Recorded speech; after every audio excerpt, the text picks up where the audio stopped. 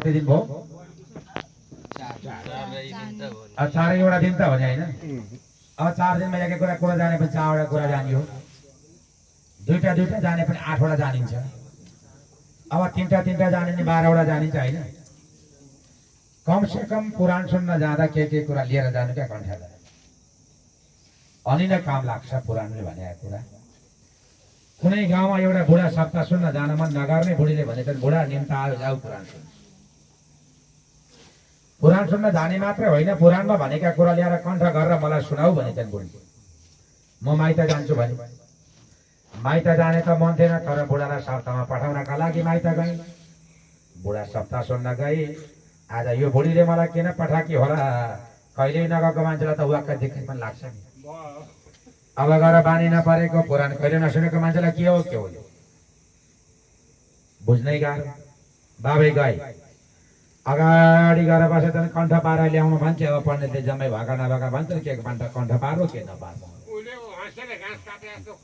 अब गएर उसले सजिलो खोजेको। अनि एउटा कुरो के भन्नुभयो भने पण्डितजीले भगवान वैकुण्ठबाट आउनुभयो भनेपछि उनले त्यो कण्ठ गरेछन्।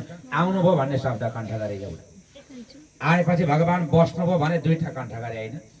अनि भगवान वैकुण्ठ जानका लागि उठ्नुभयो भने 3टा कुरा कण्ठ गरे। अनि भगवान जानुभयो भनेपछि 4वटा शब्द कण्ठ गरेर बुढा घर गर्छन्। के कण्ठ गरे? आउनुभयो, बस्नुभयो, उठ्नुभयो, जानुभयो। यो त सजिलै भयो। अब त्यही 4वटा कुरा कण्ठ गरेर बुढा घर गए। बुढी माइत गए किन आउँथिन्? माइत गएपछि हत्तपत्त घर फर्किन मन लाग्दो रहेछ। अब किन आउँथिन्? उतै बसे। बाबै सप्ताहतिर के खाएर आयो त्यो भोक पनि लागेन होला बुढो मान्छे। यसो गानगुन गर्दै बसे। भोलि बुढी आउने बेलासम्म यो बिर्सिन्छु कि भन्दै त्यही पढ्दै बसे। अब सुनाउनु भन्ने चाहिँ होइन, न बिर्सिन्छु कि। आउनुभयो, बस्नुभयो, उठ्नुभयो, जानुभयो भन्दै बुढा पढ्दै थियो। पिलपिल बत्ती बालेका त्यो गाउँमा 4वटा चोर रहेछन्। चोर्न हिँडे। कसकामा चोर्न जाउँ? आज त्यो घर के आमै माइत गइरहेछन्। बाबै पुराण सुन्न गएका। आएर भुग्लोका सोत्याउला फुग्लोका निधाए।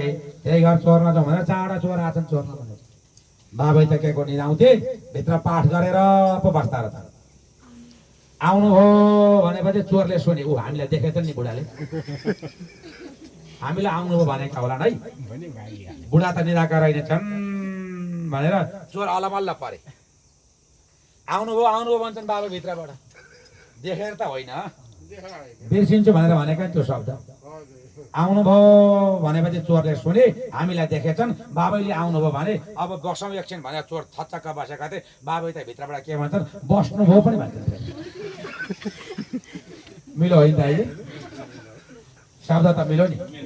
बस्नुभयो देखेर भने होइन है, सप्ताहमा सुनेर आएको शब्द कण्ठ गरेको। आउनुभयो, बस्नुभयो। चोर बसे थाहा अलिबार बसौँ, बाबै कसो ननिदाउला नि त। निकै बेर बसे, बाबै निदाउँदैन।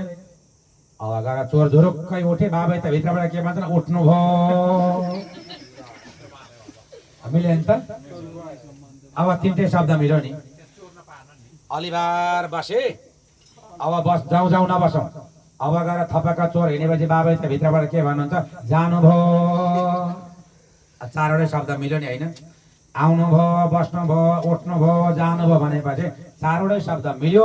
त्यो घरमा चोरले चोर्न पाएनन् भने सजिला शब्द कण्ठ गरेर आउँदा त घरमा चोरी हुनबाट बच्यो भने हजुर हामीले पनि यो भागवतले भनेका शब्दहरू त्यसै गरी कण्ठ गरेर हामीले सिक्यौँ जान्यौँ भने हामीलाई भोलि कुनै दुःख पर्दैन नि हजुर।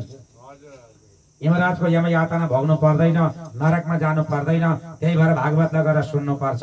श्रीमद् भागवत महापुराण भनेको त्यस्तो ग्रन्थ हो राजन। अब त्यहाँ सबैजना मिलेर भागवतलाई गएर सुने रमाइलो भयो। जय शब्द नम शब्द सबैले गएर बोले जय हो। भागवतमा गएर कसले बोल्दैन जय? सबैले बोल्नु जय भन्नुहोस्। भागवत भगवानको जय। यति मात्रै हो त जय? अब यो जय शब्दको चाहिँ 2 भाग लाएर सुन्ने हो क्या हो खेम गुरु? तपाईँको कान ठिक छ नि त? तपाईँलाई राख्नु पर्यो नि जाँदा। कान बिग्रिरहेको छ नि? यो 2 भाग लाउन पनि हामी जनता जनार्दन थोरै छौँ होइन यो। अब के कम्पिटिसन गर्नु? एकै भाग एकै भागमा एकैचोटि भनौँ हुन्छ हजुर एकैचोटि भन्नु नत्र भने त यो खम्बालाई साथ लाएर एकचोटि यतापट्टि जय भन्ने एकचोटि यतापट्टि जय भन्ने कसको बढी जय आउँछ उसलाई पुरस्कार दिने एउटा बेलाउती थियो यो अम्बा कहाँ पुगे त नजिकै छ हो पाकेको अम्मा दाँत बकाला नि हुन्छ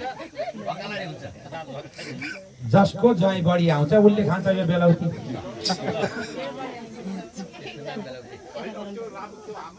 दाँत नबकाला नि काम लाग्ने है दाजु अनि अब हामी त्यसरी भनौँ कि समग्रमा भनौँ त जयलाई भन्नु त नै समग्र एकचोटि समग्रमा भनौँ है ल श्रीमद् भागवत महापुराणको ए खेम गुरु यो कुनामा बढी आयो जा